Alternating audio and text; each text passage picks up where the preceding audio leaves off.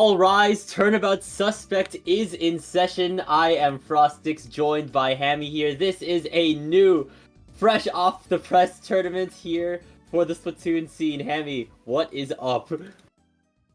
I am doing pretty good. It's been a long day of watching Splatoon, and there's much more action to come. Yes, Turnabout Suspect, a new tournament trying to explore a lot of the less loved map and mode combinations in the competitive scene, trying to see if there's some map modes that cook pretty hard that we have been sleeping on and not really giving the light of day. So we're going to be seeing a lot of interesting stuff coming up today as we're getting ready to get right into the action. Now, game one is going to be on Splat Zones Mako Mart. One that is seen in some tournaments, but isn't as common as the other Splat Zones maps. So these teams may be a little bit familiar, but we're looking to see if they can bring some more value to it and see if this is worth it.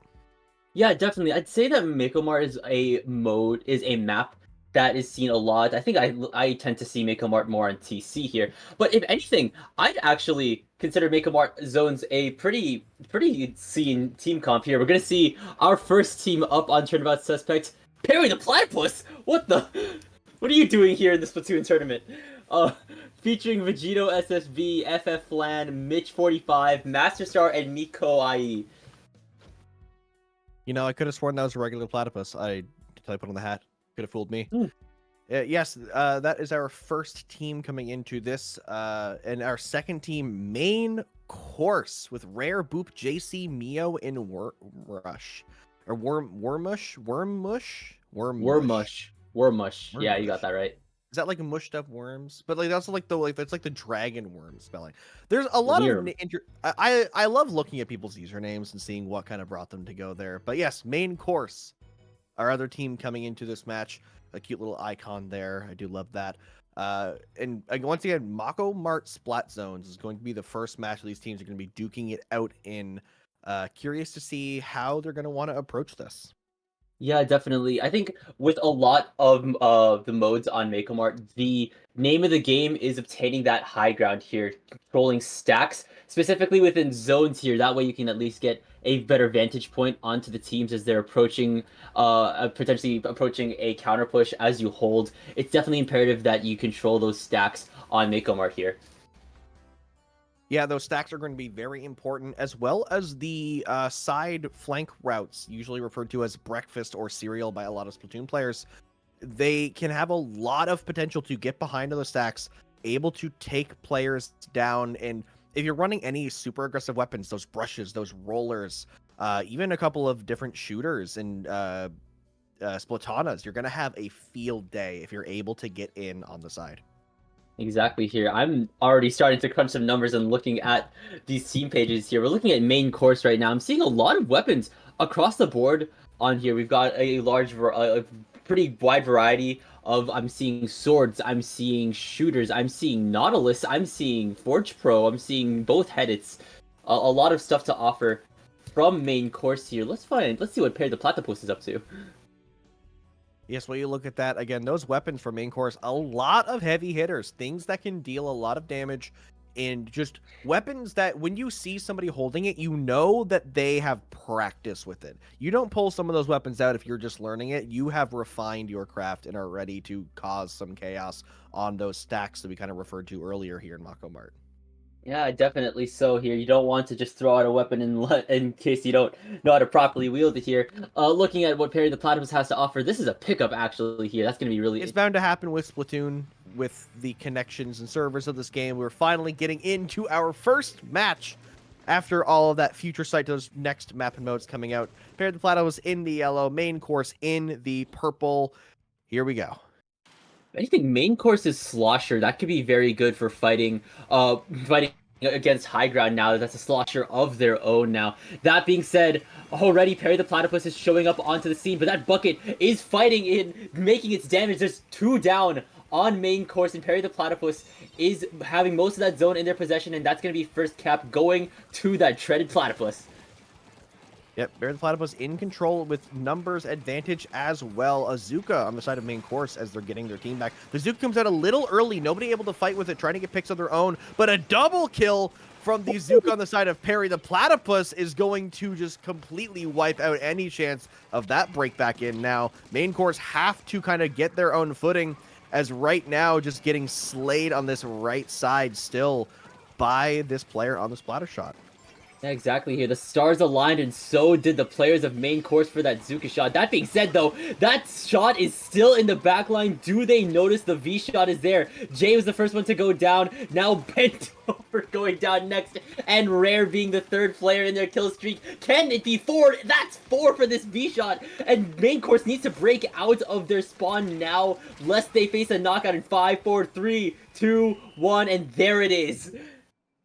That was a very quick game for Perry the Platypus, getting that KO as fast as they were able to, and just, yeah, dominant performance over main course right there in game 1.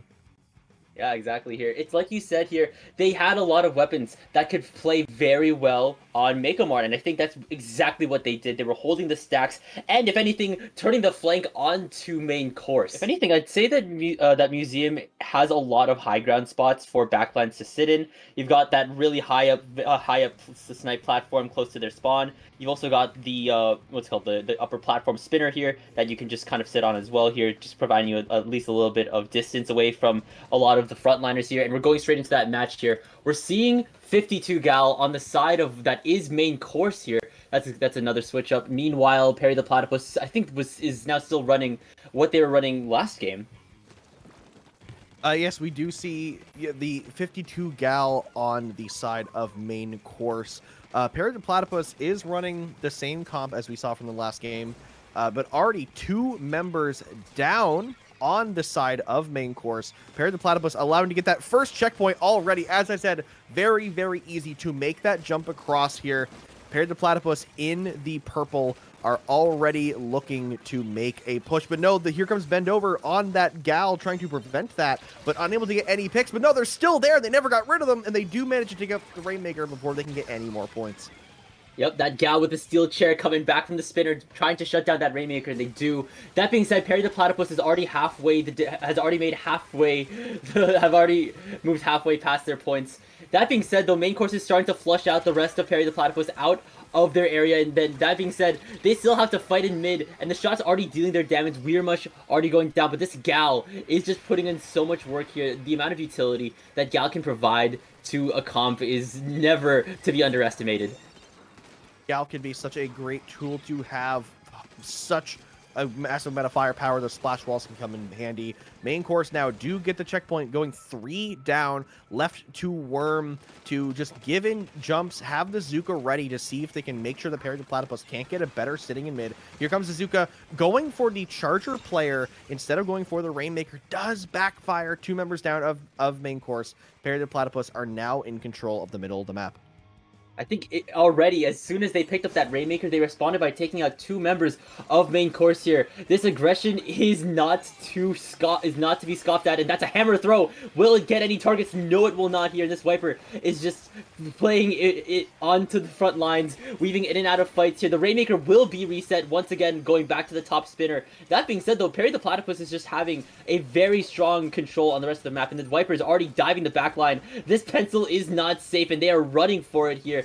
I think someone was trying to make a mad dash for that Rainmaker. Does not grab it. Yes, they will. No, they won't. So much stuff is happening all at once.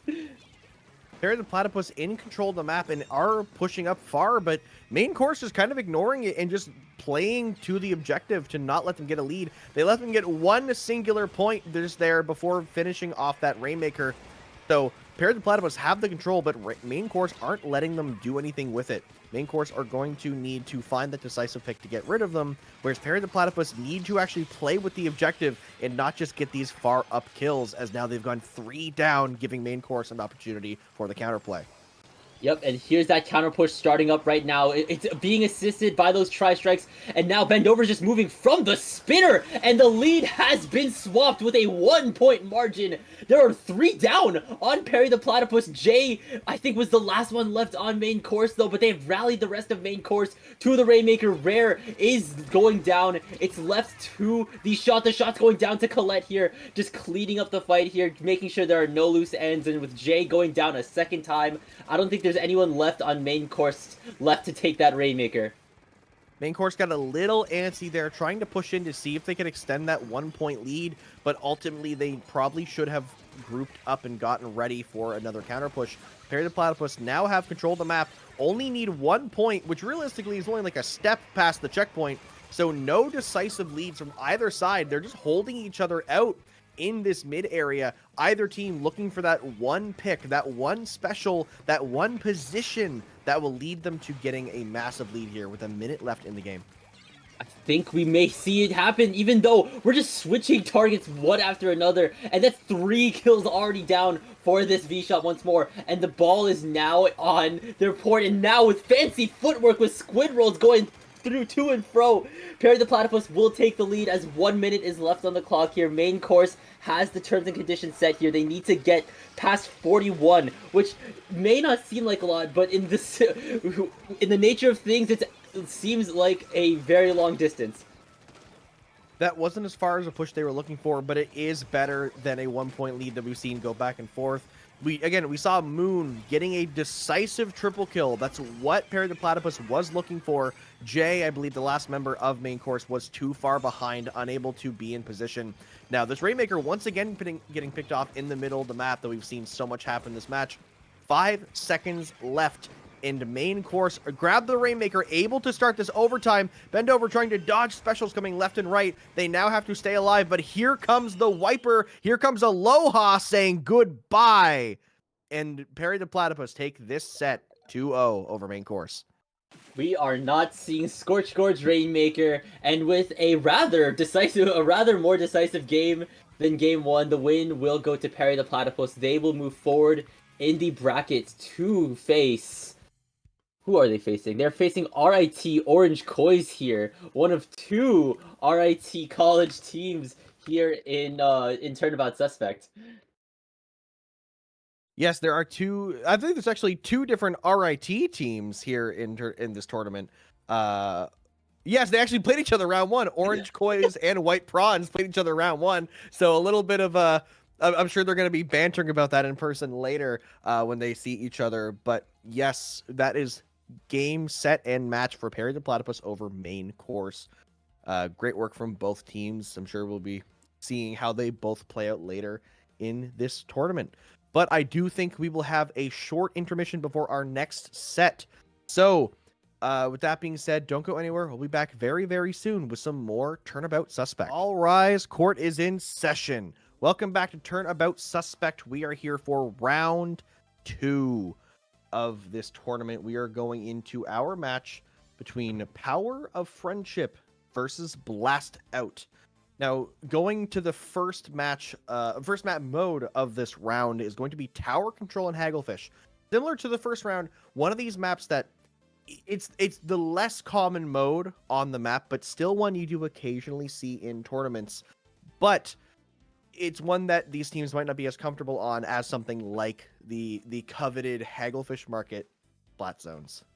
Yeah, you normally see haggle zones here on most tournaments here. We're seeing Blast Out featuring Tunka, Balance, Hidorisu, Abix, and unfortunately I can't say that last name here. If anything, looking at the seeds right now, Power of Friendship is seeded at numero uno. Meanwhile, Blast Out is seed number 4 here. So it's like we saw last time around here. Perry the Platypus was seed number 2 here, and main course was seed 7. So we're kind of getting both ends of the spectrum, if you will. Yeah, getting teams that are coming closer in terms of seed, so hopefully a closer matchup. That being said, with being a relatively small tournament, the seed isn't everything. It really is up to how these teams are going to be playing this. And once again, starting on Tower Control, Hagglefish. One of those maps that it can be a little bit snowbally. That first checkpoint really is the most difficult, but once you get that checkpoint down, you're going to just kind of run straight through it now. Getting into this match, we see Power of Friendship on the yellow side. On the side of pink is going to be Blast Out, and here we go. And already, we're seeing some really interesting weapon choices coming. I think specifically from is that Power of Friendship here. They're running that RPD. Oh, is that I think that's Blast Out actually. They're running the Rapid Pro Deco. That's a really interesting pick. But it is also TC, so blasters tend to thrive a lot around here. And already, Blast Out will get the first ride on that tower, but they're already under threat by those tri-strikes, and there's already 2 down. Abix is dead, but they managed to take 2 down with them. I will say the colors are swapped, so that is actually pushed for Power of Friendship. They're on the side running that Rapid Blaster Pro Deco. Blast Out here in the purple, looking for an opportunity to break out. They do lose the numbers advantage, but that pick from Balance with that pencil, able to give them a little bit of breathing room, but they do need some specials if they want to break out of here. And there is a strike ready from a Bix coming out, shredding that tower, pushing away the players on Power of Friendship, hopefully buying some space, but not as much as they would like. Yeah, that being said, Blast Out does still have a hammer ready to go here. But that being said, the Power of Friendship is right in Blast Out's face. That dually is up and ready to fight. I think they're being assisted by another person. That being... Oh! The hammer's been cancelled by a Killer Whale. And if anything, Blast Out is looking to be locked out with that crab right in front. And there's soda just for bonus refreshments for the rest of the Power of Friendship here. No points are on the board for Blast Out, and the Power of Friendship are sailing ever so closer to that 3rd checkpoint. Power of Friendship want to keep this stagger rolling and not let Blast Out get set up. No specials across the board on either side, pushing to this last checkpoint, kind of snowballing through. As I alluded to before, that first checkpoint is really your best bastion of defense. 7 ticks and the wipeout, and that is going to be a KO in less than 2 minutes for Power of Friendship. Exactly here. They had so much... they had a lot of weapons. I think, if anything, a lot of the specials that they were running were definitely things that could just displace and just get the attention off of the Tower Rider. They were running Tri-Strikes, they were running Crab. I think they had that hammer here. And even when hammer is a close-up special, a deadly hammer throw is nothing to scoff at. Exactly here. Especially considering this is zones here, you want to at least have the right specials for the retake here. Of course, if you're... I think both teams were running a Tri-Strikes weapon. Correct me if I'm wrong. Who knows here as we're going into the match now. No. Only the side of Blast Out ran triple link strikes. Power Friendship did not. And now seeing these teams coming in here again, we are seeing a few switches now. The head on the side of Power Friendship and the Carbon coming in on the side of Blast Out. Yeah, that potentially will provide Blast Out a little bit more aggression here. If they don't get wiped down already and Balance is forced to jump out, as Power Friendship will take first cap here. Blast Out needs to get this retake fast. They're going to need a retake fast, but first they need to get out of their own spawn. They have the sodas, but we see multiple players pushed up. The Crab coming up from Wine Mom, applying a lot of pressure, and the hammer coming in as well from Nami is going to just keep Blast Out in here and just not let them get out and just... Oh, wait, no, the zone gets capped by a Bix. They managed to drop in and get the zone while Power Friendship was too pushed up. Their aggression has been their hubris, and now giving Blast Out another chance in this game. Exactly here. That's 40-something penalty points applied to the Power of Friendship. This will at least keep Blast Out in this match for a little bit longer here. Ripid will go down over here to Wine Mom, just weaving in and out of those fights with those dualies, something that dually can do very effectively here. Now that water level has dropped here, a lot of the weapons on both sides will have a lot more space to work with. The Wiper, the Stamper, the dualies, and the Carbon on the side of Blast Out as well. That being said, there's already 3 down on Blast Out, and the Power of Friendship holds the zone ever so strongly. The water level change will give them more room to move, but that needs to be painted, and the map is looking plenty orange for the side of Power of Friendship. Though with 2 members down, they're trying to hold out Blast Out with that numbers disadvantage, but Blast Out putting some strikes out from a Bix, throwing out some bombs as well, unable to find their team the space now. Power of Friendship are counting down. A Bix unable to win the 1v1, and with 2 members down, it's not looking great for Blast Out.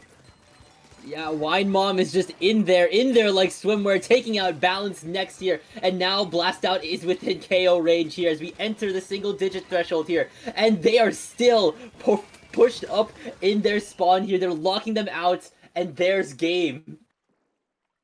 Another KO under the belt of Power of Friendship, the #1 seed in this tournament, taking this set. I believe actually this is a best of 3. Yes, it is. I had to double check. Best of 3 set over Blast Out and heading their way into winner bracket finals. Yeah, they are set to be in finals here. Meanwhile, on the other end, we're still getting game number 2 on for Perry the Platypus and RIT Orange Kois here. So they will be, whoever wins in that bracket, in that block, will be going up against Power Friendship in winners bracket finals here. In terms of what else is going on in the loser side of the bracket, Blast Out as well as Little Squid Dragons have been dropped down to round 2. So we're just waiting on whoever wins between Main Course and RT White Prawns to get the rest of loser bracket round 2 on. No need to go to Barnacle and Dime Clams. Yes, Barnacle and Dime Clams. Honestly, I'm glad to avoid that map mode. That one is always a difficult one for sure. But that being said, as Frost said, we have to wait for the rest of these teams to play some of their matches. So we are going to be going to another short intermission as the bracket catches up and we get ready for the next set of Turnabout Suspect. We'll be back very soon. And after a brief recess, court is once again in session. Welcome to the finals case here in winners bracket. We are now in a best of 5 set compared to our previous best of 3 sets here. I am Frostix, joined again once by Hammy, and here we are. We've seen these two teams before, the Power of Friendship and Perry the Platypus here to fight on 5 maps that I did not get a screen cap of here. Yes, Power of Friendship and Perry the Platypus. Both teams we've seen today on stream, they have swept their opponents. So strong contenders in this winners bracket finals. Hoping to not get knocked into the losers bracket, having to make that run back up to the grand finals.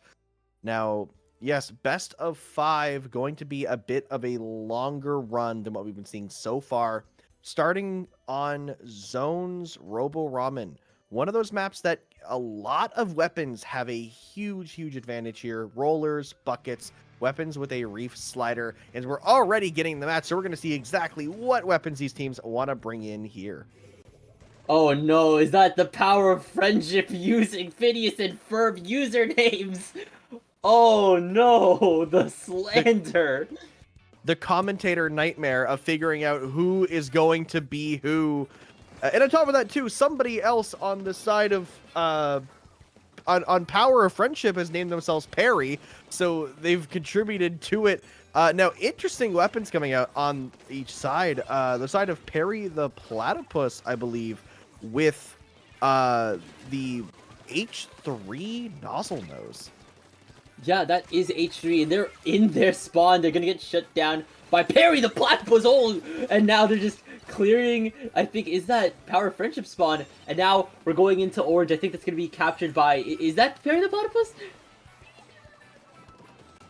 It very well possibly could be Perry the Platypus, or it could be a normal platypus. But yes, the side, actually, the Zuka coming in here might be able to flip this zone, and almost, but not able to flip it just yet. And there is the zone flip still in this game.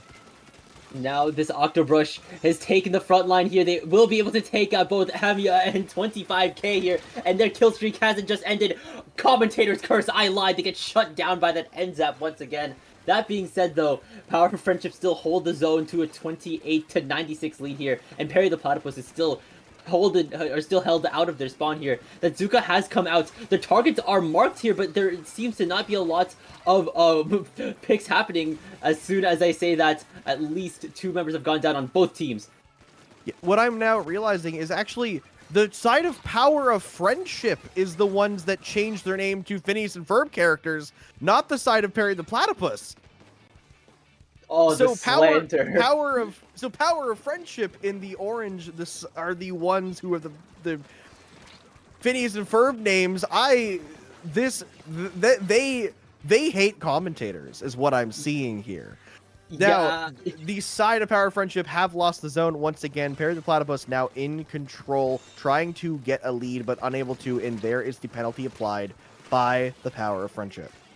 And now Perry the Platypus is once again needing to break out of their spawn as the Power of Friendship is looking to get another push onto their spawn like a lot of teams tend to do on Robo Ramen zones here. Do they notice that the dually is there here? There it is! They will get a pick onto Moon here. That's going to be no Zuka for Perry the Platypus. And now the dualies are moving in here. There's already 2 going down, I think, to the Octobrush. And now they will go... K will also go down.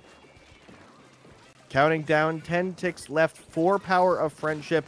Popping the crab, going to be the nail in the coffin as no member of Perry the Platypus can make it back to the zone in time. Splashdown is too little, too late.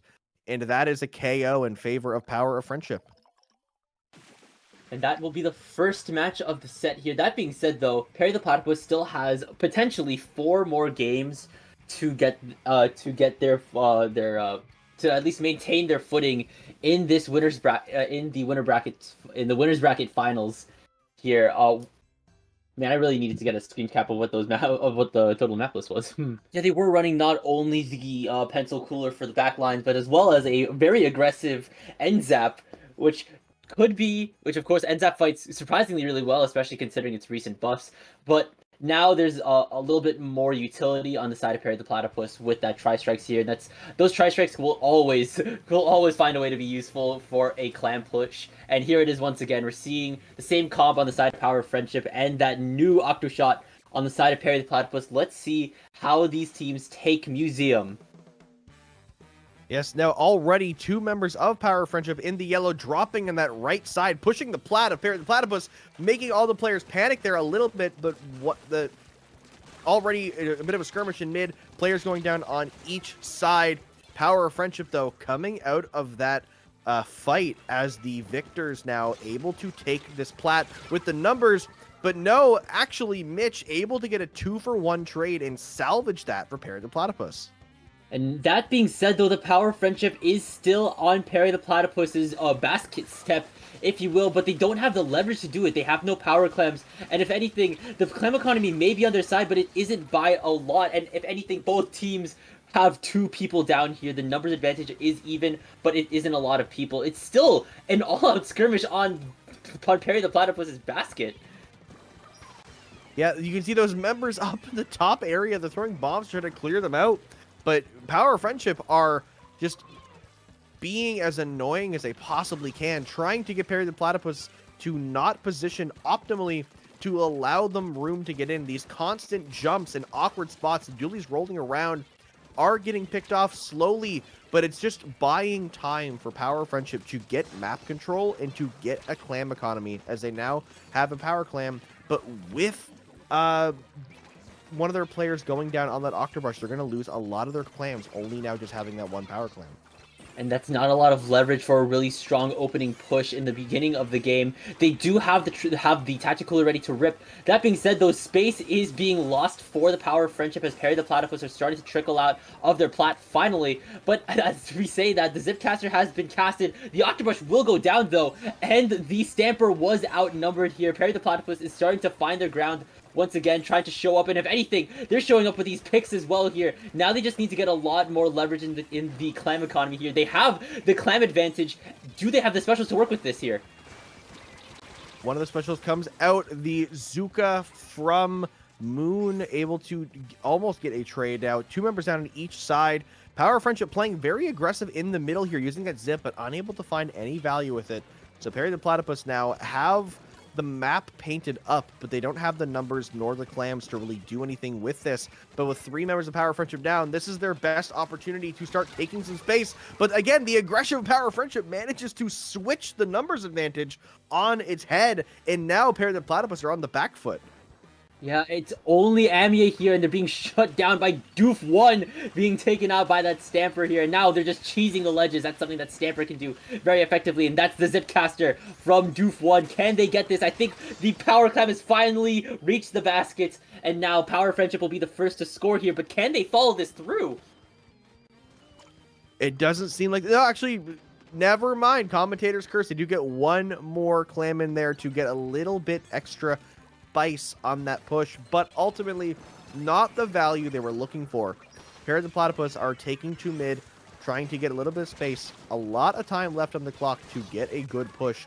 They only need to get it past a power clam +1. But that being said, they want to aim for a lot higher than that because they don't want to have a small lead that can be broken fairly easily. But before they even think about getting a lead, they have to think about getting out of their own plat, as Power Friendship are pushed up and they are not letting them drop down. Speaking of being dropped down, 3 splashdowns have taken out only 1 though, as Perry the Platypus is now 3 down. It's only, I think, Moon left on the side of Perry the Platypus, and that's a second power clam going into the basket. I think that was a second, maybe even a third power clam. Is that a jump for a third now going in? It's 28-0 for Power Friendship here. This push did finally work for them, as 1 minute is left on the clock here. The damage has been dealt, and even when the basket is sealed, Perry the Platypus has a very steep hill to climb. Very steep hill to climb indeed. Yes, that was, I believe, a 3 power clam push. I couldn't see it myself, but based on the numbers, that looks to be true. 30 seconds left. Perry the Platypus haven't scored yet. And Power Friendship, once again, coming in here, is trying to push up as much as they can. Just motive with this power clam is just threatening the idea of a push and making sure that Perry the Platypus can't leave their spawn, because if they do, they're going to get scored on. 10 seconds left. They've stalled as much time as possible. Perry the Platypus need to make this overtime work.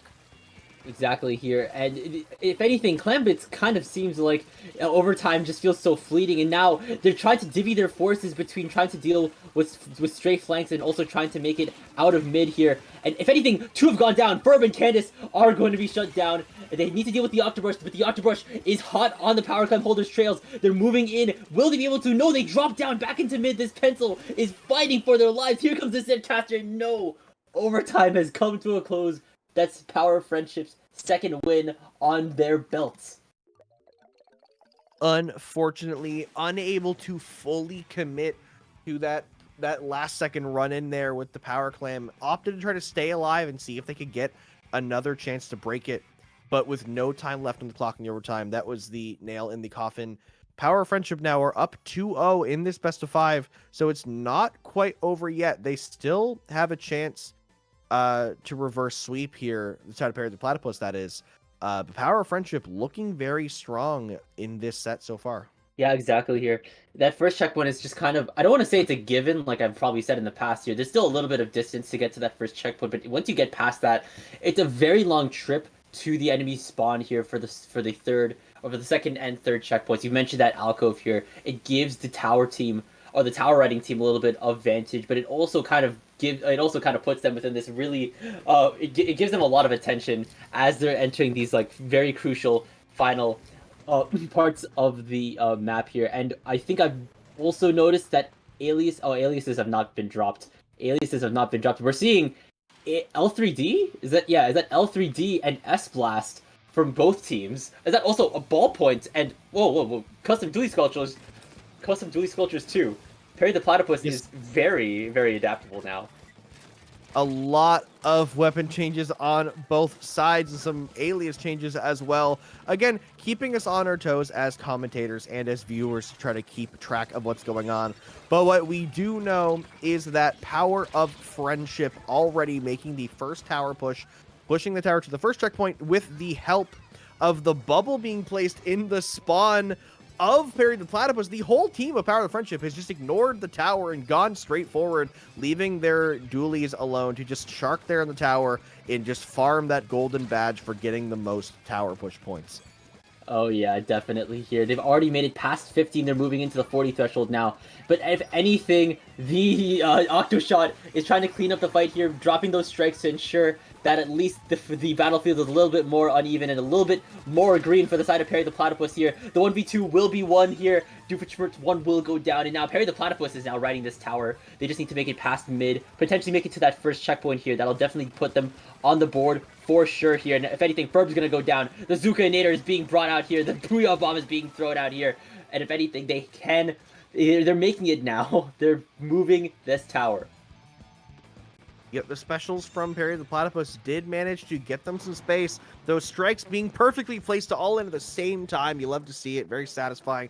But the tower being left alone by the rest of the team, leaving the pencil to get picked off, not getting that checkpoint. They needed to turtle up a bit more and help out their team to ensure they got that first checkpoint, because they didn't have the same aggression as Power of Friendship, so they didn't have that leeway to leave the tower alone because they weren't pushed up as far, and that did ultimately lose them the map and lose them that checkpoint. Now Power of Friendship back in control. Now, if anything, the rest of Power of Friendship is being rallied to that tower rider here.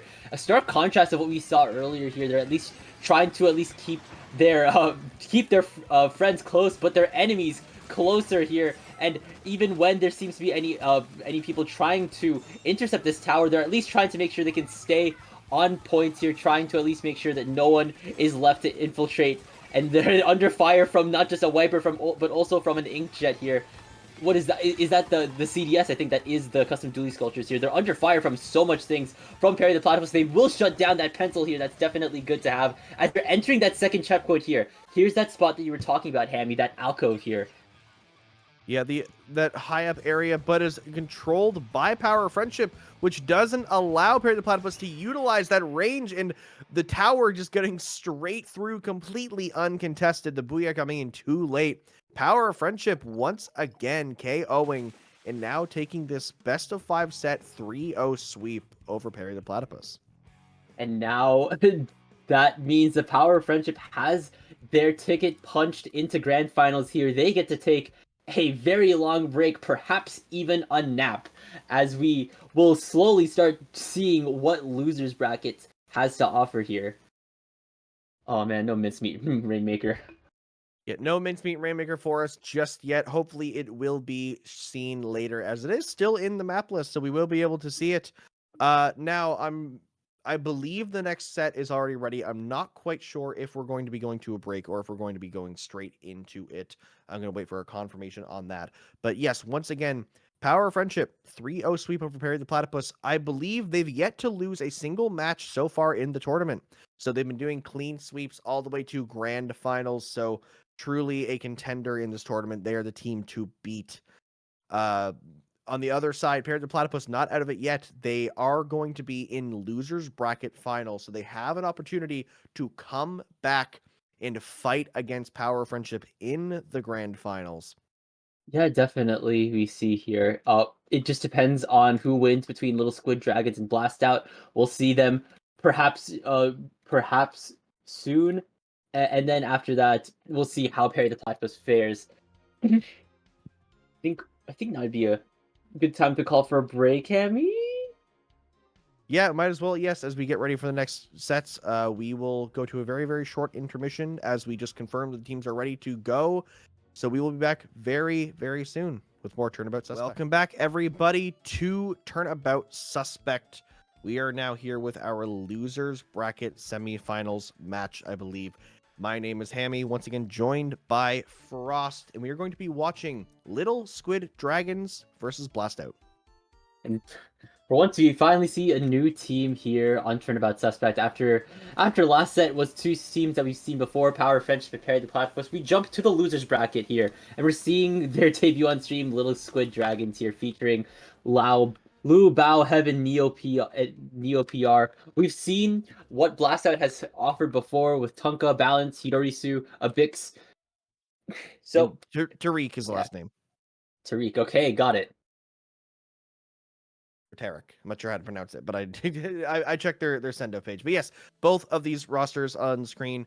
Once again, Little Squid Dragons, haven't seen them on stream, so we've seen a little bit of what Blastout can do, but now we get to see them in a different environment, not facing the #1 seed who's been undefeated so far, giving them a little bit of breathing room. But Little Squid Dragons, I'm sure, are no pushover either.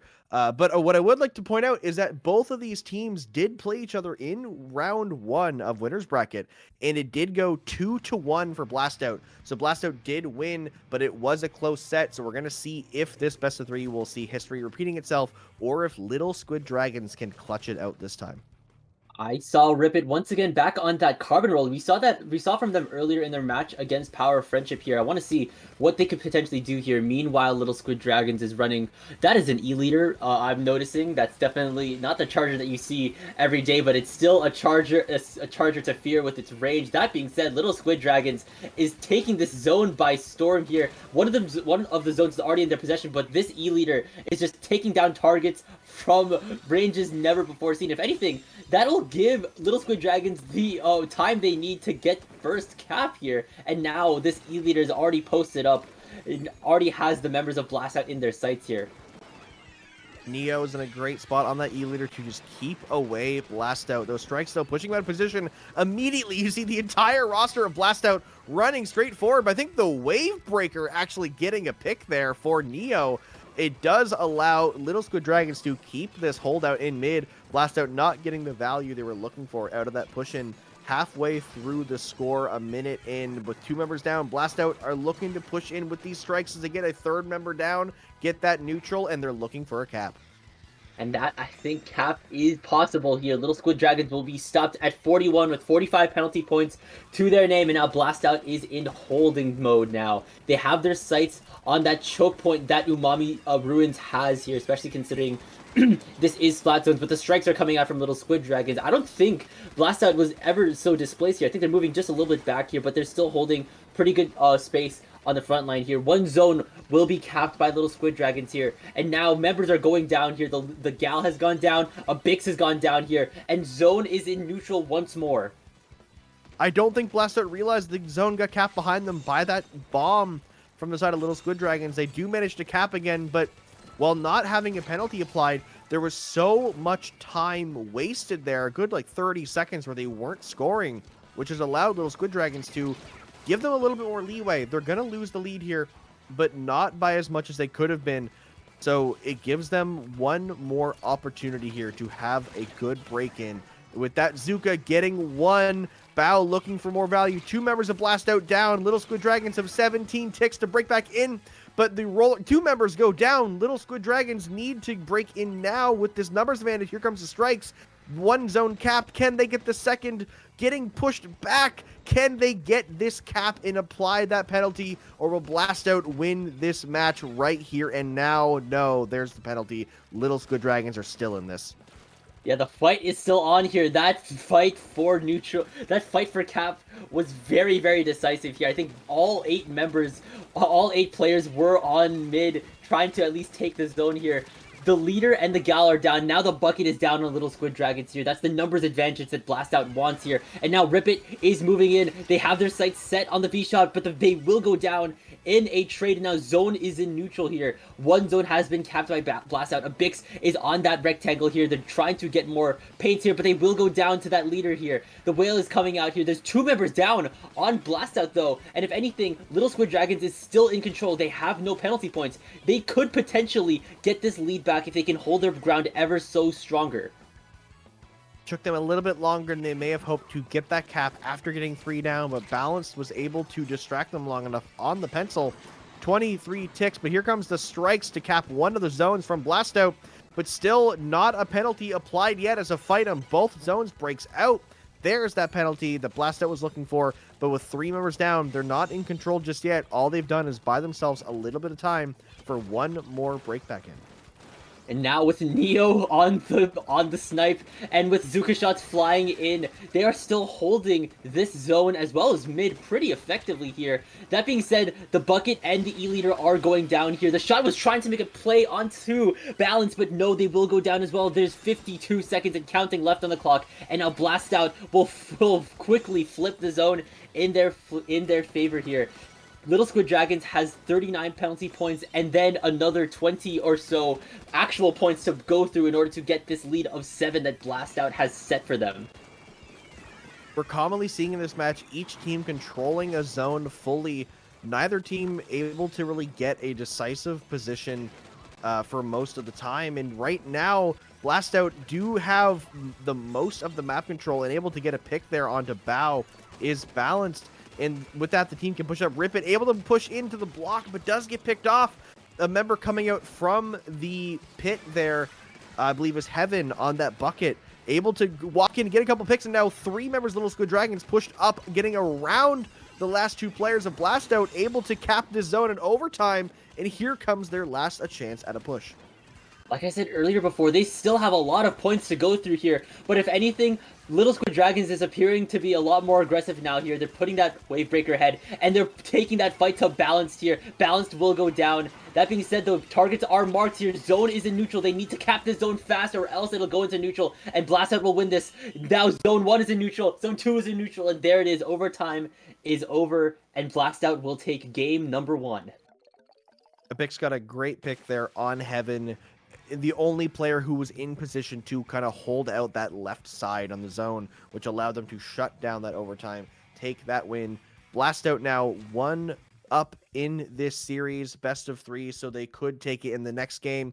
And as I said before, we didn't see, but these teams did face off against each other in round 1, the best of 3, and the score was 2-1 for Blast Out. So they're looking to repeat themselves. But Little Squid Dragons with a reverse sweep could change how things went previously. Yeah, there are a lot of options for these teams because there's options to have the cheese the tower, there's options to cheese the map, and there's also just those strong comfort picks that can get you those picks, get you those positions that you're really looking for in this map mode. But now getting into it, there is a wiper you believe you just talked about there, Rip It changing off that carbon, and also a decav from Heaven switching off of the bucket you were talking about them bringing. So interesting switch ups now as both sides have a sword.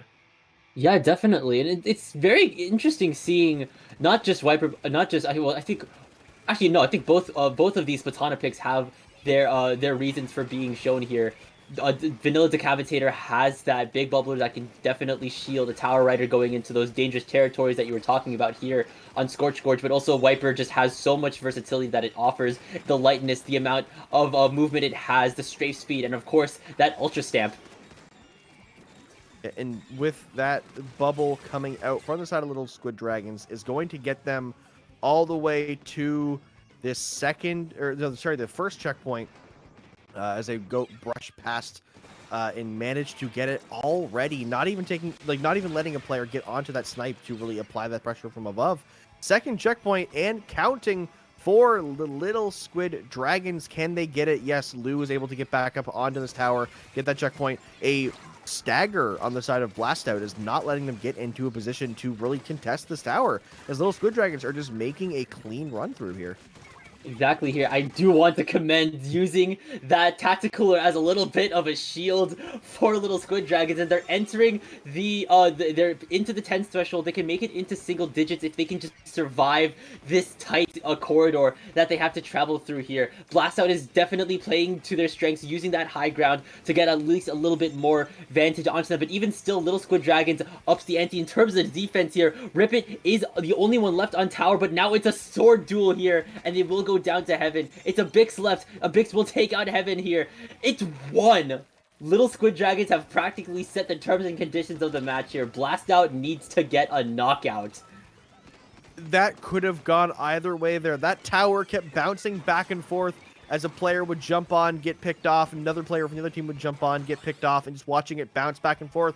But another KO or wipeout, excuse me, from Little Squid Dragons has put Blast Out on the back foot yet again. Hidorisu unfortunately getting picked off by Azuka there, but trading out 2, I think, with the Whale able to get those assists onto the 2 kills, will slow down the push from Little Squid Dragons just a little bit, but with that bubble, it's not going to slow down as much as they wanted to, and there is the KO that they were looking for earlier. And now Little Squid Dragons has a win on their belt here. If anything, this is very similar to their last set. I think their last set did end 2-1, which means someone did have to win a game 2 and go into game 3, and that's what we're seeing. We're now going into, I think one of our first game 3s for a best of 3 set here in Turnabout Suspect.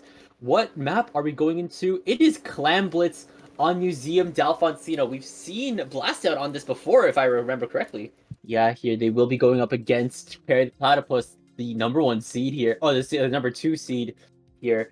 It will just depend on who wins on Museum. We saw last time a lot of the teams tried to I think what worked. Who did we see last time? Okay, well, I guess you have no more time for questions, no more time for analyzing evidence as we're going into game number 3. This is for all the marbles. Ripit has now switched to Bucket here, and now Heaven, noticing what worked last time, is staying on that Decapitator here. I think I'm also seeing. Oh no. Why did I think that a big switched off of T-Tech for a second? Yeah, we are seeing similar weapon picks coming out from both sides. Again, Heaven sticking to that decav. It did some wonders for them in that last game. The bubbles helped them out a lot. This is a different map and mode, so it could be a very different story for either side. Little Squid Dragons, a lot of clams, 16 already in less than 30 seconds, and a power clam in their possession. But just as I say that, does get taken down. Drop that power clam. It may despawn if Blastout is able to camp that corner. I think they do, though. Heaven will manage to at least keep their presence and this power climb alive. It's in the hands of Bao, but Bao is in a really tricky situation. They are being watched by, I think that's Balance on the staking to the pencil, but they will jump to safer grounds onto mid-spinner right before, but they will go down once again to Balance, repositioning right where they need to here. But now Balance will go down, if anything. So much picks going back and forth and not a lot of clamps going in. Yeah, no clams have been scored on either side yet, but only a minute in, so still plenty of time. As we all know, clams can be a fairly slow start, but it can be a crashing finish as the clams get rolling. But a jump in the side of Little Squid Dragons to the bubble. Heaven able to place the bubble in, Neo able to jump in the power clam that they had made in the back. But with only one extra clam going in, that score is going to go to 77. 2 members of Little Squid Dragons are down. They have to back up, respect the numbers advantage, and try to not lose too much of a footing as Blastout are trying to break in and get a push of their own. Anything, Little Squid Dragons, actually, I think I'm not sure if I'm reading the numbers right, if anything. But now Blastout is on the turf of Little Squid Dragons, but they are finding a little bit of a difficulty getting past the spinner here, and they're just being watched down by Neo with that E-leader. That's a scope E-leader as well here, with quick on the trigger, making sure they can just get any targets in their sight, trying to pick up that power clam. I think that first soup will go down. The pity clam is still available for them to use, but that is kind of their only leverage. Clean quick scope by Neo here, and even when the lead they've made is small here, they're holding this lead. They're holding this lead strong, Hammy. Yeah, it's a small lead, but if you can prevent Blastout from scoring a single clam, a win's a win. But you are going to still probably want another push just to kind of give yourself that safety net. Neo, again, getting a lot of picks on this scoped lead leader. They're definitely comfortable with that pick. Here comes another break from Bao now with that power clam. Heaven on this cut with Lou, trying to get more clams in. They do manage to get a couple, I think. But now, again, 68. Not the push they're looking for. If Blastout can get 2 power clams into the basket, which they currently do, they have the pity clam and they have the previous pity clam, but they have to make sure they don't despawn. They can get past that lead with relative ease, but first they're going to have to break in. Exactly here. The tri-strikes have occurred here. There's a second set of tri-strikes coming in, I think from a Bix as well here. I think that's a soda being applied, but from the sidelines, it's a wipeout from Little Squid Dragons, completely negating that push for Blastout, and if anything, that's a sign for Little Squid Dragons to take the line once again. Neo is calling forth the rest of Little Squid Dragons to the mid-spinner here. They're just holding down mid to their advantage here, managing to shut down that push even before it can happen. That's the best time to shut down a push, is before it even can happen, as you just said. You know, you don't even want to risk letting them walk into your own base and get pretty dicey. Little Squid Dragons back on their own plat, but they have the numbers advantage. They have Azuka, though, does get one. Balance goes down to Bao. Lou having to turn around because here's Hidorisu on that gal. They do manage to trade out. The ball is saved by Bao, trying to still just keep this plat safe. A Bix has to jump out. And now with 45 seconds left, Little Squid Dragons taking back their half of the map. So Blastout, they need to get some power clams because they have 6 clams total. They do have a pity. That's not going to be enough for a lead. They need to find some economy first, and then they need to get some map control. Yeah, I was noticing how they were trying to get that push onto upper plat, but they did not have any power clams to just go at it. And speaking of power clams, that's another sneaky jump from Little Squid Dragons going in, and now they have a lot more presence with Heaven's Bubble, but that's being quickly shredded down by a Bix. But I think Bao was in that backline, just weaving in and out of the fight here. I don't think they have any more clams or any more time left to dance around shots. They've made it to 49. Blastout has no points on the board. They need to potentially make this push work into overtime in order to get this game on their belts. It's still doable. Overtime is enough time. They manage to get 2 picks. They have the power clams. They're throwing in the strikes. A Bix running with this clam. Can they manage to get it in? They do break. And now here comes Balance getting in the second power clam. Only a few more clams. But then Hidorisu jumping into the third power clam. They get the lead. Just like that, with 3 power clams, they negated the entire last 5 minutes of what Little Squid Dragons just did to them, taking this set 2-1. History surprisingly repeats itself, Hammy. And it's like you said, 5 minutes worth of a game being entirely negated within a single instance by Blastout. Very well played by Blastout. Able, again, to get those power clams in time. They had only 1 pity clam, so 2 of those clams had to have been made during that overtime. Again, and being able to manage those resources. Again, having Hidorisu run back, get some clams to get that third clam in to ultimately get them that win, and having players in position to give those jumps is huge, and being able to survive and maintain that push in such a short amount of time is very, very well played from Blastout.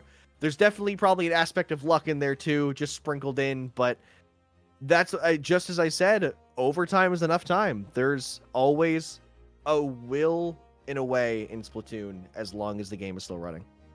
Exactly here. And now, before we head into losers bracket finals, before we see Blastout take a best of 5 set against Perry the Platypus, we will be back after another brief break here. Another recess here in Turnabout Suspect Court, but we'll see you in a bit for losers bracket final. Is right back in session. Welcome to Turnabout Finals, Turnabout Suspect losers finals here. I think, I don't know if we have a lot of time to analyze here, but all I know is that we're going to Mincemeat Metalworks Rainmaker for map 1. We're seeing the return of Perry the Platypus after their loss from Power of Friendship, and Blastout hot off the presses of that insane Clam Blitz overtime against Little Squid Dragons here. They're in losers bracket finals. And whoever wins in this best of 5 set will be going against the Power of Friendship in grand finals.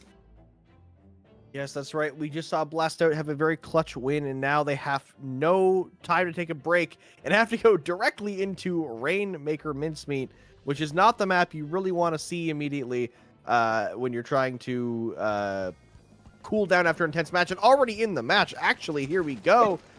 We have Perry the Platypus in the yellow. We have Blastout in the blue.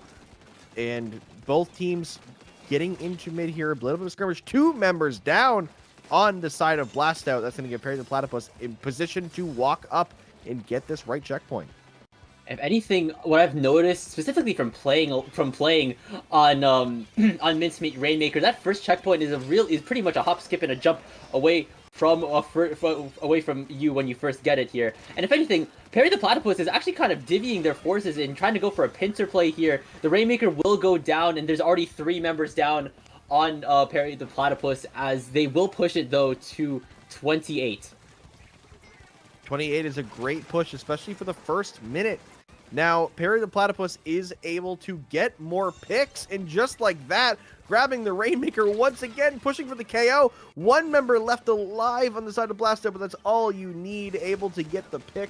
Can they prevent this KO with 3 down? I'm hoping they will be, as now K has to back up, give some jumps to the team, and just get set back up. But Blastout now needing to essentially get a KO if they want to take this first game.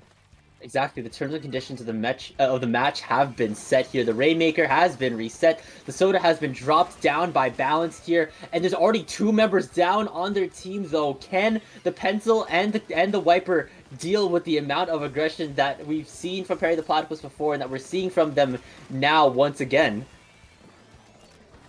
Yes, a very aggressive opening and continuing to keep this aggression, as you just mentioned. Perry the Platypus, 2 members coming along the truck, pushing onto Blastout's back line, but a couple picks going on each side. Blastout not out of it yet, able to get a slight numbers advantage, trying to get some bomb pressure, able to push back the backliner for Perry the Platypus. Now, looking for some kind of position in mid.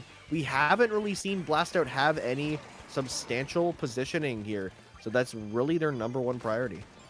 Yeah, exactly. They've been taking a lot of these fights kind of on the same level, at least on the same verticality level on Blastout. And Blastout has a lot of weapons that can fight really well on the ground. They have that V-Shot, they have that Wiper. And speaking of that V-Shot, they will be picking up the Rainmaker here. And once again, it's still in the control of Perry the Platypus. They will go down to a quick assassination by Rip It. They're still on Wiper from their match against Little Squid Dragons here, and here comes that hammer. They will get shut down by the enemy Wiper on Perry the Platypus. That is that Aloha? Yeah, and Aloha is actually on Machine now. And they will take down a Bix here. They're weaving in and out of the midline to the front line here. They do have that Booyah Bomb ready to go here that will at least allow them pretty safe passageway. And I don't even think they're trying to push it anymore. They're just trying to keep Blastout at bay. Blastout is getting kept out now, just sharking on the side of the truck, waiting to see if anyone of Blastout approaches, but Perry the Platypus is doing good job at keeping them away, so really no need there. Blastout, with 1 minute and 30 seconds left, are still trying to find an opportunity, really, to break in here. There is a Kraken ready from Hidorisu here. They do get a pick on the players on the side of the truck. There comes the Kraken, trying to chase a player on the sponge, unable to get there in time, but Blastout scoring points for the first time in this match, getting that Rainmaker forward, but can they get this pop and get it to that checkpoint? They are under the fire. That being said, Balance is rallying the rest of Perry the Platypus, of Blastout, in their position. They will get shut down by the pencil on Perry the Platypus, but Blastout are still here to fight and still here to stay here. I think that is Rip It trying to at least hammer a path forward. They will push it to 65, but there's now 1 minute left on the clock here, and the Rainmaker keeps going down here. Does Blastout have what it takes to get it basically to a knockout in this situation? They very well could. We watched last match where they KO'd, or they got a lead strictly in overtime. So 30 seconds left could be plenty for Blastout. But the first thing they need to do is get this Rainmaker out of the hands of Perry the Platypus, and then they still need to get that checkpoint. So they're looking for a pick here. They have the hammer ready. Here comes the hammer from Rip It, but no, getting picked off of the Rainmaker in a weird little delayed kill there. Hidorisu overstepping their bounds, walking past Moon. Didn't see them sharking. Moon trying to get a second pick onto Rip It, but no, a bit of a delay in the hammer once again. There might be a little bit of a connection issue there as they do get picked off. Rainmaker popped in favor of Perry the Platypus, and they will take game 1.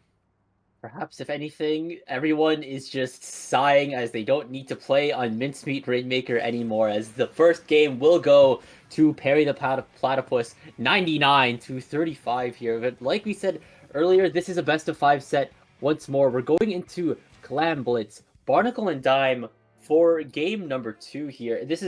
We've seen Clam Blitz play specifically more so on Museum. This is our first time, at least I think in the tournament, seeing it on Barnacle and Dime. Yeah, I definitely agree with you. I think most Clams maps in general, like the mode itself usually does kind of require those 2 fights, but Barnacle and Dime especially is really hard to break in, because by the time you get to the opposing team's plat and get ready there, because the basket is such an open area, there's no cover to really approach that basket by the time the other team respawns.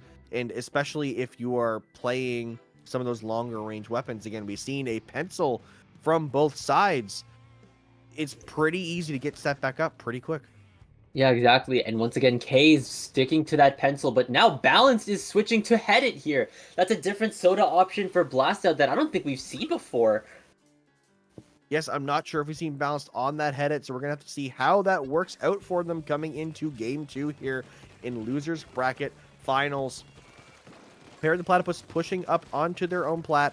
No soda yet for either side, as one member down, actually, on the side of Perry the Platypus. So Blastout do have a bit of an advantage here to push up member on the left street. I'm not sure if they quite noticed it gets to the do pincer it and managed to get it out.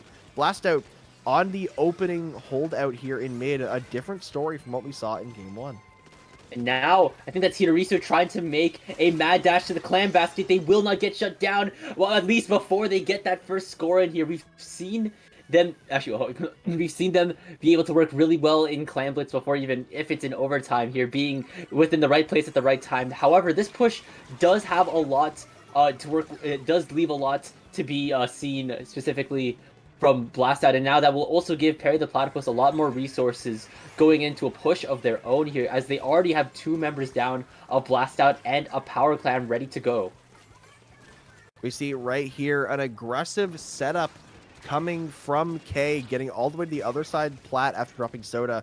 Though the side of Blast Out able to kind of come in like a pincering motion, pick off a player up here at the Platypus, but not as much value as they wanted, as they haven't pushed out Perry the Platypus on the Aqua side out of their own plat. Here comes K trying to break the basket, but no, able to get picked off. As I mentioned, that little ramp is such it's a double-edged sword. It's a great position to throw a clam from, but everyone knows you want to go there. So it's a bit of a funneling situation where Blasto was able just to throw everything they had at that one condensed point and pick off K before they could score, saving themselves from tying up this game. Yeah, exactly here. If anything, though, Perry the Platypus still has a lot of control over mid here. I don't think Blast Out is looking to at least take the fight to them, considering they are just hunkered down here. They have so much sight lines, at least. That being said, though, the Wiper has gone down. The Tri-Strikes are coming out from Blast Out here.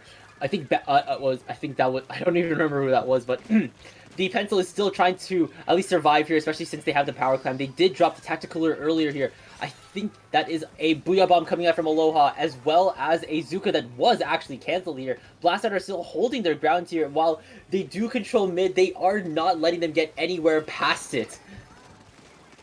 They will not let them get past mid, but Perry the Platypus going 2 down. Splat Bomb from a Bix, very well placed, able to pick off K.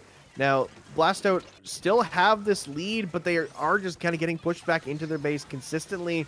Perry the Platypus are looking for that opportunity to be able to approach the Power Clam. With that Booyah coming in, there is the break.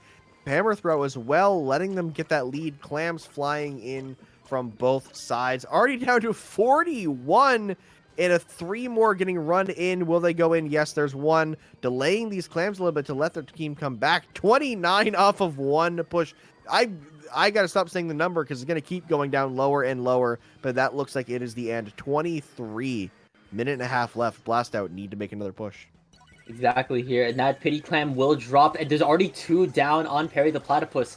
Blast Out is already looking to try to get towards the basket here. They do have at least 1 Power Clam built by a Bix. The Tri-Strikes are coming out here. This will displace it. It will take out K here. That's a second set of Tri-Strikes coming out from Blast Out here.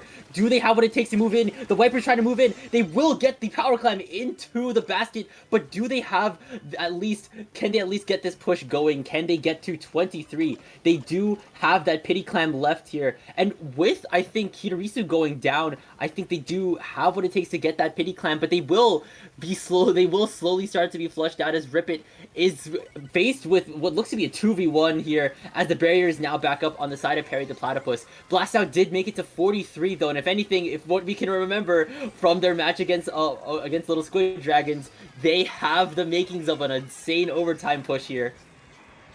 Yeah, unfortunately for Blast Out, they didn't have the numbers to send somebody back to pick up more regular clams to extend that push. They had to just kind of fight it and hope that somebody could jump into Pity Clam. Now, with 20 seconds left, as I said before, we have seen Blast Out have an insane overtime in Clam Blitz on stream, but there's a little bit of luck and a little bit of, like, everything needs to line up to get those beautiful pushes. 7 seconds left. They do have a Pity Clam, so they will get overtime, but Perry the Platypus have a Power Clam right here. They have 2 Power Clams. Either of these go in, they could just end the game right here. And now with that Power Clam going in from Moon, they are going to put the nail in the coffin on that game. Perry the Platypus 2-0 right now over Blast Out. They are on set point. And now this technically could be what what decides who goes to face Power Friendship in Grands here, and what mode, what map mode is it? It will be Zones on Mahi Mahi. I think we've seen both of these teams on this map mode. I think we've definitely seen Perry the Platypus on this before, and if anything, I think I remember seeing Blast Out on this as well. Yeah, definitely. That elbow into the plat area and just pushing into that last KO point is just a minefield, trying to get through there with the other team respawning right above you, dropping in, throwing specials and everything they can just to try to get you away. And the ability to just drop that Rainmaker down immediately can shut down any push. But we're getting a bit of ahead of ourselves. Mahi Mahi Zones is what we are here to play now. Both teams loading in here. A couple familiar weapons, a couple of new weapons coming in from both sides.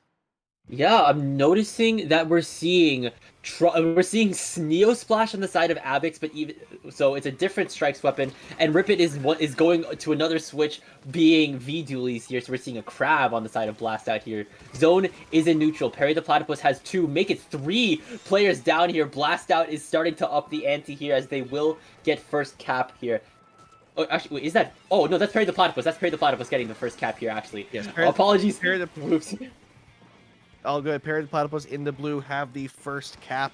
Blast Out trying to look for a little bit of ground, but going 2 members down, but so did Perry the Platypus. So realistically, if they can get those jumps in, try to get this map painting up the zone here, is balanced on that head it once again. Unable to get the cap yet, though, looking for that penalty. There it is. But both teams are just kind of losing members left and right, just a stagger forming on each side.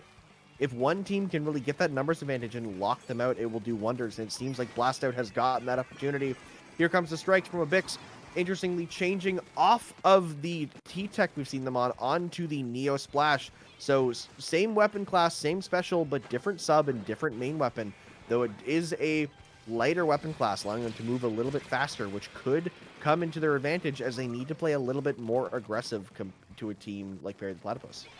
That being said, the Blast Out will get that zone to 38 and technically still counting, but I think that was Moon getting both Rip It and Abix here right before they recap zone here, getting a 53 penalty point bonus to Blast Out here. And now I think that was balance going down as well, but zone is once again in neutral here. The Wiper does get canceled by Rip It, but Rip It will go down to Moon. If anything, Blast Out is still maintaining the paint control, making sure he can still get capped even when they are down on the numbers advantage. The Strikes is coming out from Perry the Platypus, and they will take out Rip It here. That being said, though, the pencil is down on the side of Perry the Platypus. That's now 2 down on both teams. I think that was 3 down on Blast Out for a second, but Blast Out is still in control of mid right before Moon has something to say about it and recapping zone for Perry the Platypus here. Getting a Bix, getting Hitarisu, getting, I think, Rip It going down to Aloha here, getting a wipeout for Perry the Platypus, and now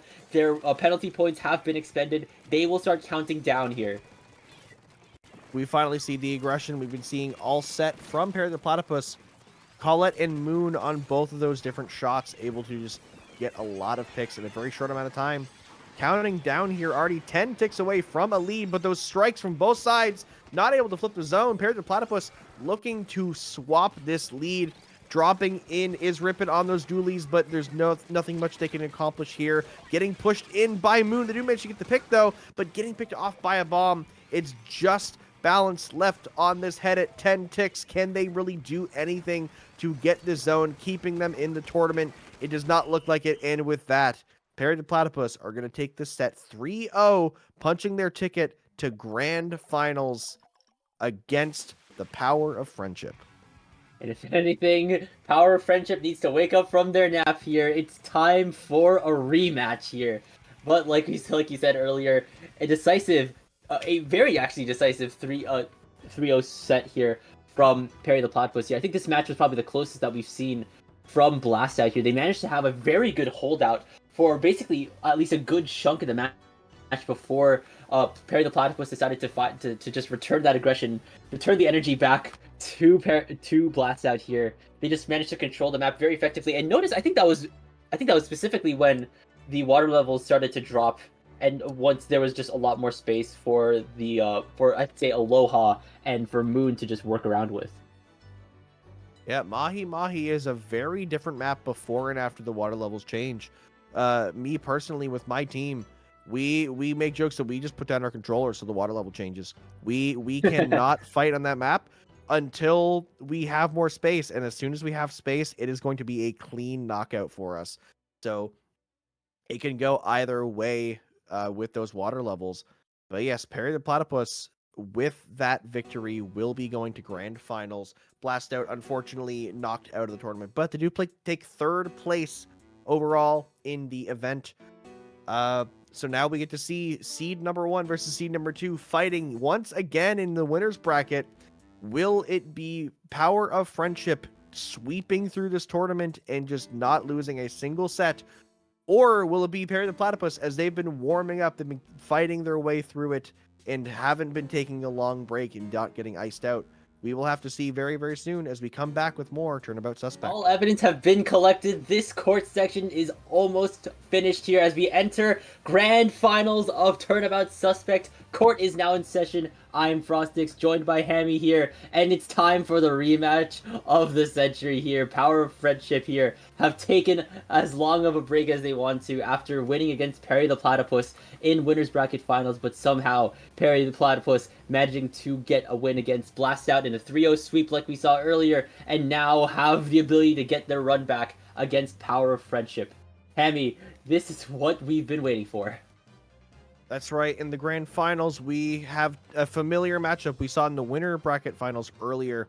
Now, we did see Power Friendship sweep Perry the Platypus in those finals, but Power Friendship have been waiting a while, whereas Perry the Platypus have been staying warm, playing set after set, fighting their way through losers bracket. And to top it all off, the first match of the set is a bit of a doozy. We're going to Bluefin Depot Splat Zones. Hello, another another rather unseen map mode combination. I don't think I've seen. You don't really tend to see a lot of Bluefin actually here when it comes to modes to maps like say Undertow Spillway, like we're gonna see in the next map. In the next match here, you tend to see maps like that a fair bit amount, but you don't tend to see stuff like Bluefin on any map mode here. We're seeing Bluefin on zones here, so we're gonna see the wonderful gimmick of a moving zone.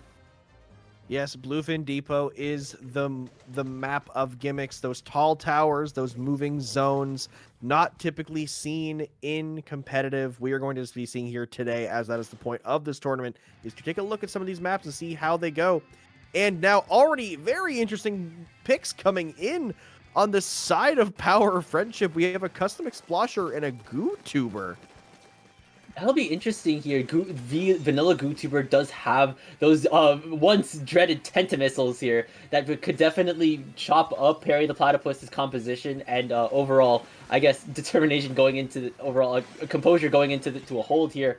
They will get first cap, but only for 10 ticks, as Power of Friendship will recap that zone just as fast as they lose it. But they will also manage to secure three more picks for this hold here.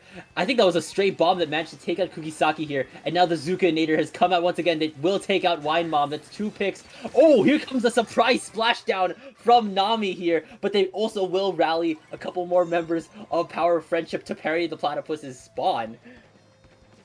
Yep, Power of Friendship finally are pushed out by Perry the Platypus, able to get the zone for the first time this match, just a minute in.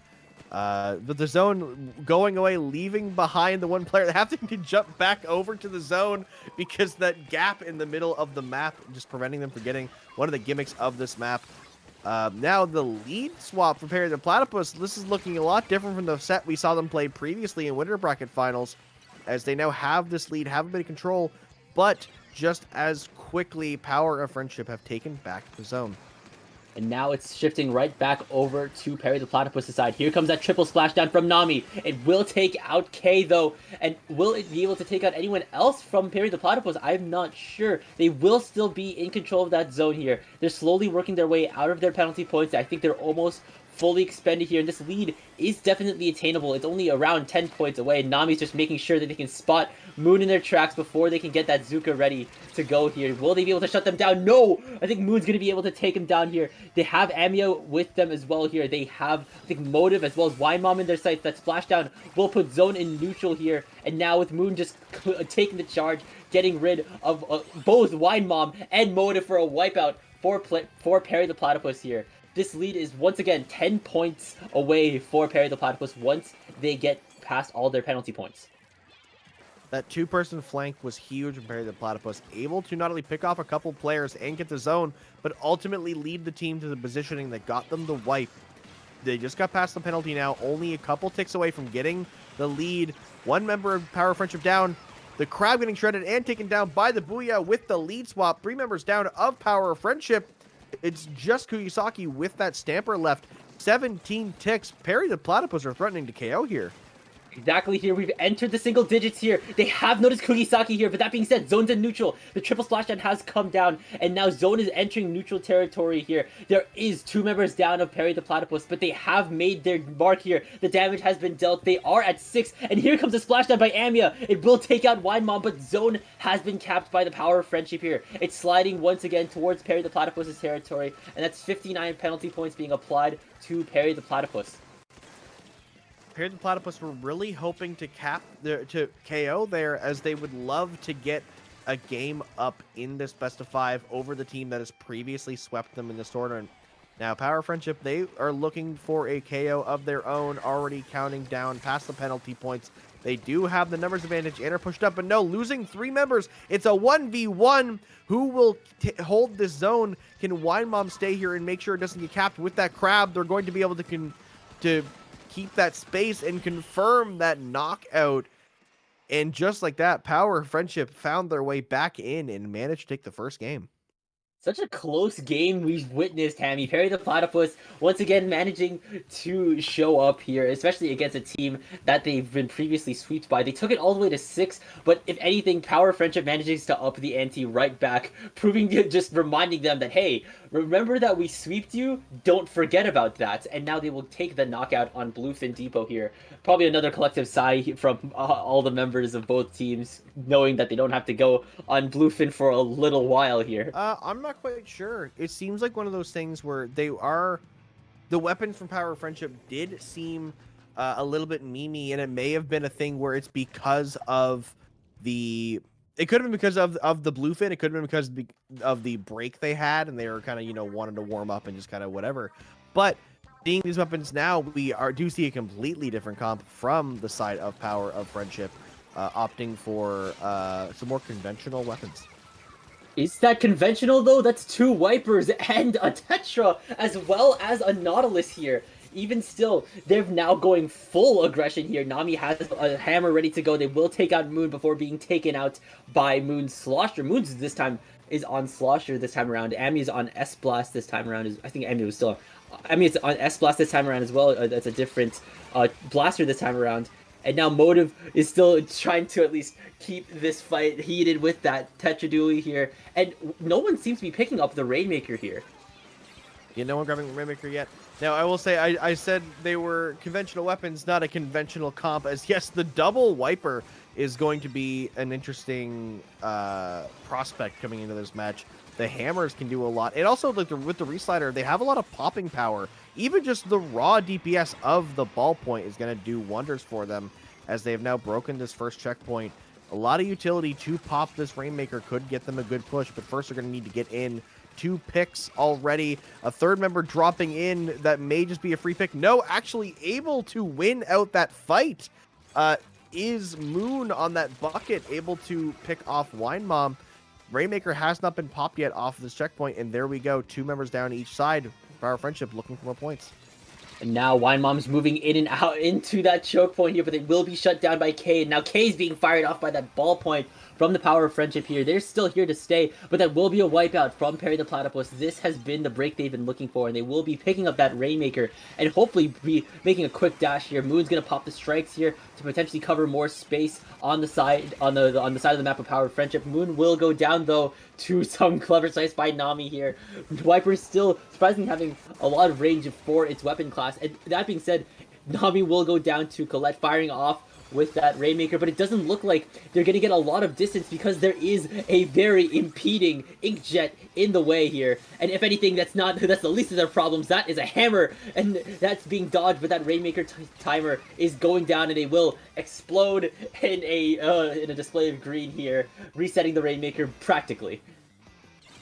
Yes, that jet and that hammer not only pressured the Rainmaker, but also forced the issue of that Rainmaker timer getting pushed further to 0 thanks to the mechanic of not retreating with the Rainmaker in those Rainmaker-free zones. Power of Friendship pushing straight through past that pillow all the way to 22 points, whereas Perry the Platypus have yet to get a single point on the board, looking very confident in this game. Not at all what we were seeing from game 1 from Perry the Platypus, where they were getting a lot of good pushes. So we're going to need to see them up the ante a little bit here and try to get out of their own base and start getting a little bit more aggressive and in the face of Power of Friendship. That being said, though, there is a hammer on the side of Power of Friendship being taken out here. That being said, there is 2 members down on both sides. Someone managed to get the Rainmaker. That was definitely perfect. That stalled out the Power of Friendship a little bit more. They have to get another pop once again, but I think this Viper has the hammer ready to go as well. Once that hammer gets popped, once that bubble gets popped here, it's basically 3 kills. But if anything, it's just so much special flying left and right. There was a Booyah Bomb earlier, a Tri-Strikes from before. This Rainmaker is just ever so closer to that final pedestal. They've made it to 15, but I don't think there's anyone left on the Power of Friendship to pick up that Rainmaker. And now, if anything, the Perry the Platypus has made probably the smart decision to just jump off the map and reset the Rainmaker. Resetting is definitely smart there, as you see the double flank from Power of Friendship just getting behind them and in their base. So they haven't gotten rid of the players, but they have bought time before they can get KO'd, which ultimately is the right play, as much as it is probably a painful one to make. Perry the Platypus still looking for a way to get out. 3 members down. It is just Colette on that Octo Shot, but Duke taken down as well. Power of Friendship are just kind of staggering them, keeping them down one by one. Now bringing this Rainmaker back in. 30 seconds left. Perry the Platypus needs something to get out of here. That being said, though, Power of Friendship is already 2 down. The Tri-Strikes have come out here. There is around 30 seconds left in this match. Now 20 here. Oh man, both these team names start with a P. I can't really do all these tongue twisters all in one match. This needs to work into overtime for Perry the Platypus. They cannot let this Rainmaker go now. And Wine Mom is already in a really good position here. They're approaching Amia. No one seems to be around for Amia. No! Nami with the Steel Chair. And by Steel Chair, I mean Ultra Stamp shutting down the Rainmaker before overtime could even happen for Perry the Platypus, as Power of Friendship will now force tournament point. Tournament point for Power of Friendship, as you say, up 2-0 over Perry the Platypus. If Perry the Platypus want to salvage this and take this bring it to a bracket reset, they will need to get a reverse sweep against a team that has previously swept them. So no small task ahead of them. Power of Friendship are looking very strong. Yeah, this unpredictability that Power of Friendship has here could potentially be the nail in the coffin for Perry the Platypus. But if anything, I think could still find their ground here. I think we have seen them hold their ground within a Clam Blitz before. Did we see them on? Yeah, I think we did see them on Barnacle and Dime last time around. So could see them. We're seeing Splooshomatic as well as Custom Blaster, I think, on the side of Perry the Platypus, and we're now seeing that is, I think. Is that I think that's Vanilla Brella, I think, as well as Custom Yes. Dually Sculptures, and that is Custom Jet Sculpture on the side of Power of Friendship. Yeah, a lot of weapon changes across the board. Larger changes, of course, on the side of Power of Friendship. We've seen them make a lot of big, decisive changes throughout this set. Already on the plat, They skipped the process of winning 2 fights by just winning a fight so early that they were already pushed up. Here comes the Power Clam trying to come in. No, Kugisaki getting picked off, unable to get that Power Clam in. 2 members down on Power Friendship, but they've equalized the board. So just right now, it's all about finding that mid control, but no Motive able to break the basket, running in that cut with the Brella, but no follow-up from Power Friendship. Barry the Platypus are going to try to take back mid. Yeah, definitely after what happened there, a very quick score by Motive here. They need to get that space back.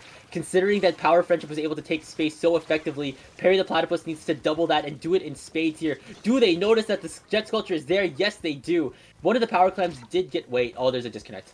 Oh, there's a disconnect. Yeah, disconnection, unfortunately. I guess up to the players to kind of end this match out, or a spec cam, as I'm not 100% sure on the rulings of the tournament. But it looks like Perry the Platypus are still trying to play it. They do get wiped. Now, Power of Friendship are holding out on their plat. It seems like these players are just going to keep running this. One of those things where it could be the ruling. It could be they just say, nah, screw it, we win this anyway. Yeah, Power of Friendship holding a Power Clam might break the basket here. Yeah, Perry the Platypus is 1 member down here. Can they potentially make this work with 1 member down? The rain is slowly trickling in from Power of Friendship. The basket is still open. It doesn't seem to be a lot of follow-up. Actually, it still is open. Wide Mom depositing a few clams in. Another few clams in here. They will push them to 55. The basket is still open, but Moon is standing on guard. They have Motive in their sights here. There is half the time left for the basket, and I think Kugisaki is actually looking to extend its reach. It will, now pushing it to the 40 threshold here. There's another Power Clam being built by the Power of Friendship here. They're still throwing clams in, Hammy. Power Friendship barely keeping that basket open at the last possible second, throwing into Power Clam and not able to get it, but another one jumping in. They did it! Just missed another Power Clam, a little bit too close to the basket for their own good, but Y-Mob will pick it up and can't get it in. Perry the Platypus are still somehow in this match, but they need to get past 14 with a numbers disadvantage thanks to the disconnect in 2 minutes. It's going to be a miracle if they can make it.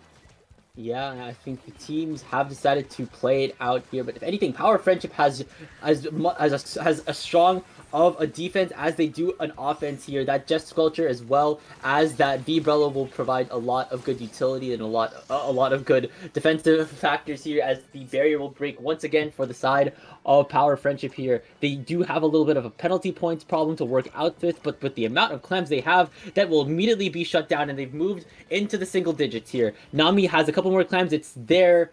And that's the game going to Power Friendship here. That is an unfortunate disconnect from Perry the Platypus. And that's tournament, right? Whoops, I didn't even realize that was tournament. Yeah, that is it. Tournament point set for Power of Friendship. They will be taking the #1 spot of the first edition of Turnabout Suspect, and they are your champions. Perry the Platypus taking a very clean 2nd place overall. Oh man, what overall tournament as a whole here. I mean, you and me took this basically from game 1 all the way to grand finals here, and what an interesting new concept of a tournament here. I definitely want to give a shout out to Super Jokera for coming up with this concept, of course, theming this all around the wonderful Phoenix Wright games, and just producing such a very fun tournament to not just cast in, but truly for the players to play in here, getting the opportunity to play on modes that you probably definitely not see here. We've seen things like Mincemeat, we've seen things like Bluefin, we've seen things like Scorch Gorge on modes that you probably haven't seen them on. And overall, the Power of Friendship were the ones to conquer these map modes as a whole and take the tournament in an undefeated record, 3 for 3 on set wins, 8 for 8 on map wins. All right, and with that being said, once again, congratulations to Power of Friendship for taking this tournament overall. Hopefully, a lot of the players who played in this tournament have, formed some opinions on some of the less played maps that we had in this map list, as that is the purpose of the tournament, to kind of see how those tournaments play in, or how those map modes play in tournament. But that being said, that is all we have for tonight. Now, before we head out Frostix, feel free to plug yourself. Where can the viewers find you? Say no more, Hammy. The good people of Twitch chat can find me on Twitter at TK_Frostic. You can find me on Bluesky. You can see below at frostix.bluesky.social here. And I guess if you want to support some of the work that I do, I'm writing a web novel. You should totally read Gap Year on Wattpad. I swear it's worth your time. Anyways, that's aside from the point. I'm getting I'm sidetracking here. Hammy, where can the good people of the internet find you? You can see down at the bottom right of your screen right now, you can find me on Bluesky at hitw.inc. That is where you'll find me most actively, and anything else I do, I'll usually post about on there. Otherwise, you can find me on like literally every platform ever at Hammy in the Wall. Thank you all for watching Turnabout Suspect #1. Thank you, Frostix, for commentating with me. It's always a pleasure. Thank you to Super Jokera for running this tournament and also doing the production and TOing and help desking and everything in the background is a lot of work. And thank you for watching the tournament. Thank you for participating. And we will see you all for the next edition of Turnabout Suspect.